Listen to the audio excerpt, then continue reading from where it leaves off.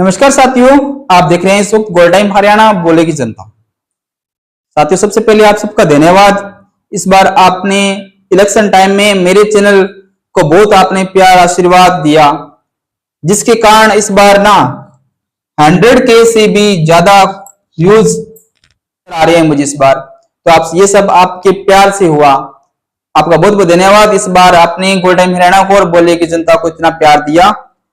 अब साथियों बात करते हैं एग्जिट पोल की, संभावित एग्जिट पोल की बात करते हैं। यदि किसी साथी ने अगर चैनल को सब्सक्राइब नहीं किया तो प्लीज सब्सक्राइब करें चैनल को और बने रहें गोल टाइम हरियाणा के साथ में। साथियों, एग्जिट पोल 2024 का दिखाने से पहले एक नजर डालते हैं हम 2019 के एग्जिट पोल की डालते हैं, तो उसमें क्या रहा था, किस पार्टी को क्या मिला था। तो बात करते हैं साथियों, सबसे पहले कांग्रेस की बात करते हैं। तो कांग्रेस को पिछली बार 2019 में 31 सीटें मिली थी और इस बार 2024 में संभावित जो सीटें हैं वो 40 से लेकर 48 तक की, और ये सीट ना 48 से ऊपर भी ये सीट जा सकती है। कम से कम 40 सीटें इस बार कांग्रेस लेती हुई नजर आ रही है।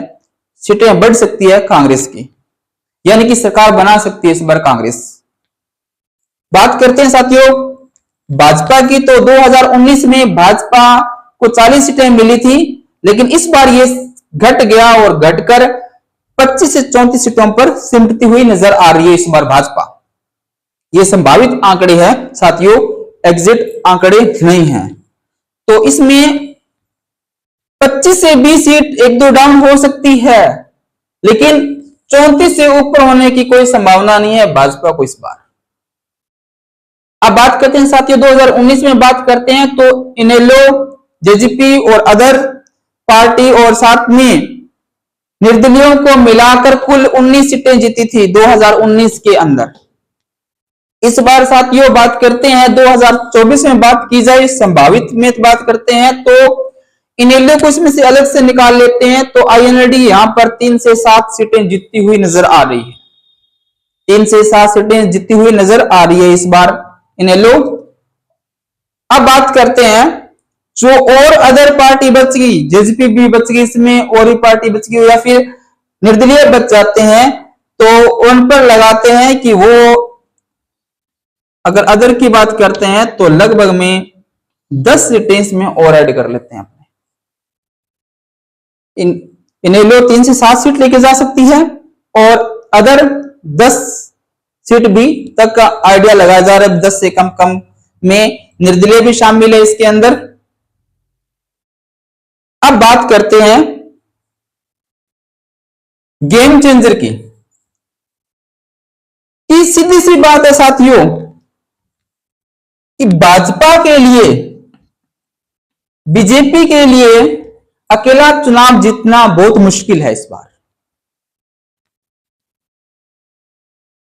कांग्रेस अगर पूर्ण बहुमत नहीं लेकर जाती है, सोचकर देखते हैं 2 मिनट के लिए, यदि कांग्रेस पूर्ण बहुमत नहीं लेकर जाती है तो इसमें गेम चेंजर कौन हो सकता है? आईएनएलडी, इनेलो पार्टी गेम चेंजर बन सकती है, क्योंकि इनेलो का दबदबा इस बार 15-16 सीटों पर जबरदस्त देखा जा रहा है कि 15-16 सीटों पर बहुत बड़ी लीड लेकर जा सकते हैं इनेलो। जैसे माना जा रहा है कि 25 सीटों पर अच्छी टक्कर दे रही है, लेकिन 15-16 सीटें तो उसमें से ऐसी है जहां पर कांटे की टक्कर दे रही है इस बार इनेलो। तो इनेलो अपने आप में एक गेम चेंजर पार्टी हो सकती है, वो गेम को पलट सकती है। अगर इनेलो सीटें जीतती है तो 15-16 में से वो कितनी निकालकर बाहर लेकर आती है, ये लगाया जा रहा है। तो ये क्यास लगाई जा रही है साथियों कि 3 सीटों, कम से कम 3 सीटें और ज्यादा से ज्यादा 7 सीटें, जिसमें बहुजन समाज पार्टी भी इसमें शामिल है, इसमें बीएसपी भी शामिल है। दोनों को मिला के 3 से 7 सीटें हैं और गेम चेंजर हो सकती है इनेलो इस बार। यदि वो कब बनेगी गेम चेंजर, कब होगा?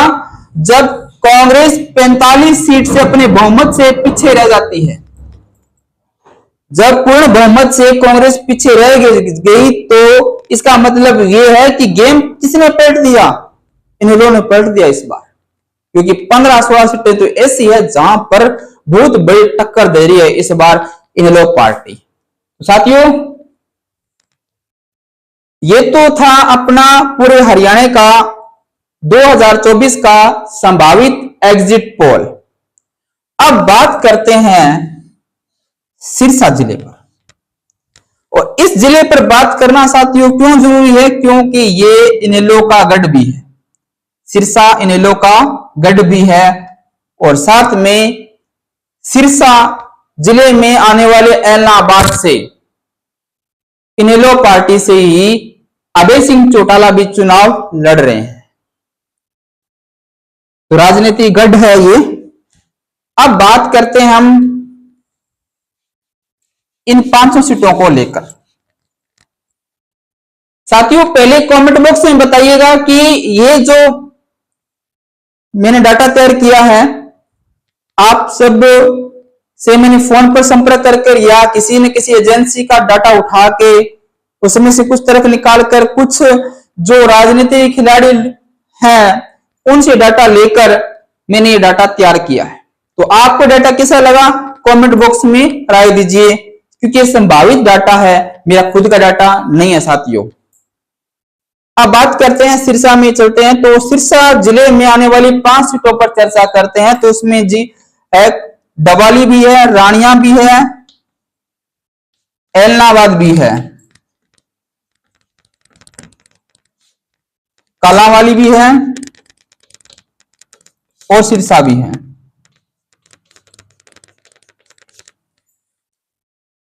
साथियों, सिरसा में सबसे पहले सिरसा की बात करते हैं तो सिरसा से इस बार गोपाल कांडा जो परिवार है वो पिछड़ता हुआ नजर आ रहा है। गोकुल सेतिया यहां से बाजी मार सकते हैं। गोकुल सेतिया और गोपाल कांडा के बीच में इनमें जबरदस्त टक्कर है, लेकिन क्यास लगाई जा रही है कि गोकुल सेतिया जो है वो यहां से बढ़त बनाए हुए हैं, यानी कि ये बाजी मार सकते हैं। अब बात करते हैं कालांवाली की, बात करते हैं तो यहां पर भी कांग्रेस का इस बार दबदबा है।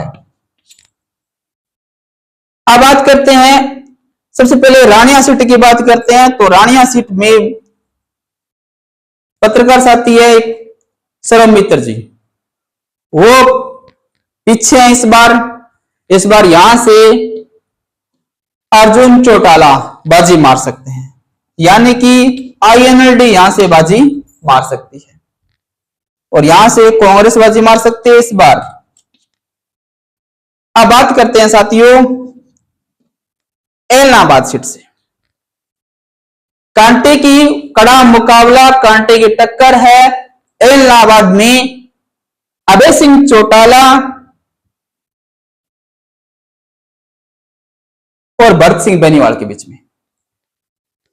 भरत सिंह बेनीवाल और अभय सिंह चौटाला के बीच में कांटे की टक्कर है, लेकिन साथियों इस सीट के बारे में, एलनाबाद की सीट के बारे में आप कमेंट बॉक्स में आप बताना कि कौन बाजी मार सकता है। यहां से लग रहा है कि अभय सिंह चौटाला भी बाजी मार सकते हैं, क्योंकि काफी फैक्टर हैं जिन फैक्टर से अभय सिंह चौटाला जीत सकते हैं, और भरत सिंह बेनीवाल कांग्रेस से हैं, वो भी बाजी मार सकते हैं। लेकिन अभय सिंह चौटाला के साथ में यहां पर काफी फैक्टर काम कर रहे हैं, उन फैक्टरों को पर नजर डालते हुए, उनको ध्यान में रखते हुए आप कमेंट बॉक्स में बताइएगा भी एलनाबाद से कौन बाजी मार सकता है। हो सकता है कि एलनाबाद से अभय सिंह चौटाला बाजी मारेंगे, लेकिन यदि अभय सिंह चौटाला एलनाबाद से चुनाव जीतते हैं तो 2000 से भी कम वोटों से जीतने की संभावना है। यहां से 2000 कम वोटों से भी जीतने की संभावना बताई जा रही है यदि अभय सिंह चौटाला जी और चुनाव जीतते हैं तो। बाकी कमेंट बॉक्स में बताइएगा, आप काफी फैक्टर जुड़े हैं अभय सिंह चौटाला के साथ में, कौन बाजी मार सकता है यहां से इलाहाबाद से। अब बात करते हैं डबवाली सीट की, बात करते हैं, हॉट सीट बनी हुई है डबवाली। तो डबवाली की बात करते हैं तो बात इसमें दो बेल्ट है जी, एक तो जी बागड़ी बेल्ट है, एक है इसमें पंजाबी बेल्ट है, दो बेल्ट है। इसमें भी कांटे की टक्कर है। पहले जब मैं फील्ड में जाता था साथियों, तब लोग कहते थे कि टक्कर सिर्फ दो ही पार्टियों की है, एक तो इनेलो से आदित्य सिंह चौटाला और दूसरे कांग्रेस प्रत्याशी अमित शाह की, दो ही पार्टियों में टक्कर रहेगी। लेकिन लास्ट के 2-3 दिन में पूरा गेम चेंजर कौन बन गए यहां पर, जेजेपी से प्रत्याशी दिग्विजय सिंह चौटाला पूरे गेम चेंजर बन गए यहां पर। और हुआ ये कि आईएनएलडी और साथ में वर्सेस कांग्रेस पूरा गेम चेंजर कर दिया यहां पर जेजेपी ने आगे। लास्ट के 3 दिनों में अपना पूरा माहौल ही चेंज कर दिया, यहां पर अपनी पूरी मेन तोड़ लगन दिखाई जेजेपी पार्टी ने। तो पूरा गेम चेंजर करने में, बदलने में जेजेपी पार्टी ने अपना बड़ा रुतबा रखा है इस बार। पहले यह था कि दो ही पार्टियों के बीच में टक्कर रहेगी और दोनों में से कोई एक पार्टी जीतेगी, लेकिन अब यह हो गया कि तीसरी पार्टी भी बीच में आ गई, यानी कि मुकाबले को 3 दिन में 2 दिन में त्रिकोणीय कर दिया गया। अब देखना ये साथियों कि अब इसको अलग से बताता हूं, मैं पूरा डिफाइन करता हूं, इसमें से डबवाली से आखिरकार कौन जीत सकता है।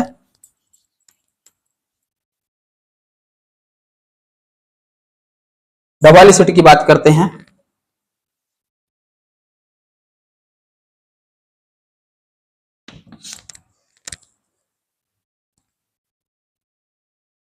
डबवाली में इस बार डबवाली विधानसभा में कुल 1,62,000 के आसपास वोटिंग हुई है जी,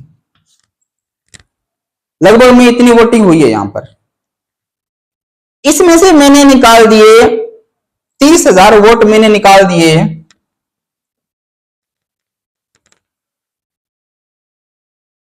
आप पार्टी, बीजेपी पार्टी और अदर, इसमें नोटा भी शामिल है। 30,000 में मैंने इन सबको समेट दिया यहां पर। पीछे बचते हैं जी 1 लाख से ऊपर में बचते हैं जी 32,000। 32,000 वोट जो है वो जेजेपी के साफ वोट है, क्लियर वोट है, संभावित है जी, ये संभावित है, मेरी तरफ से कुछ भी नहीं है, संभावित है, लोगों की राय है, लोगों से फोन करके या किसी भी तरह से लोगों के पास जाके राय मैंने सब डाटा कलेक्ट किया है, वो मैं आपको बता रहा हूं, मेरे को पर्सनल इसमें नहीं है। 32,000 जेजेपी यहां से साफ वोट लेके जा रही है, जो पहले बहुत ही कम लेके जा रही थी, मार्जिन इतना नहीं था जेजेपी का, लेकिन इस बार ज्यादा हो चुका है। अब रहते हैं साथियों कि 1 लाख वोट की बात करते हैं। 1 लाख वोट के अंदर क्या है साथियों कि 2 पार्टियां रहेगी, आईएनएलडी, दूसरी रहेगी जी आपकी कांग्रेस।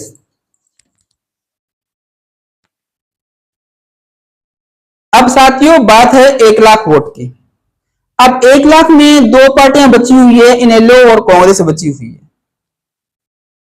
इनेलो और कांग्रेस में 1 लाख वोट डिवाइड होने आपस में, तो साथियों वो मैंने काफी जगहों से डाटा कलेक्ट किया, उनका कहना है कि सिर्फ 2 या 3,000 का ही अंतर रहेगा, हार जीत का 2 या 3,000 का ही अंतर रहेगा इनेलो और कांग्रेस में। लेकिन साथियों एक बात और भी है, इनके दोनों के बीच में एक गेम चेंजर पार्टी और भी है, जेजेपी पार्टी। वो अपना वोट बैंक इस 1 लाख में से भी बढ़ा सकती है, जूम कर लेना पूरा, इस 1 लाख में भी उठा सकती है अपना वोट बैंक जेजेपी, यानी कि जो पार्टी मैदान में नहीं थी, मतलब दो पार्टियों के बीच में मुकाबला चल रहा था, जो गेम चेंजर बन गए इनके बीच में, तो वो सीट निकाल भी सकती है साथियों।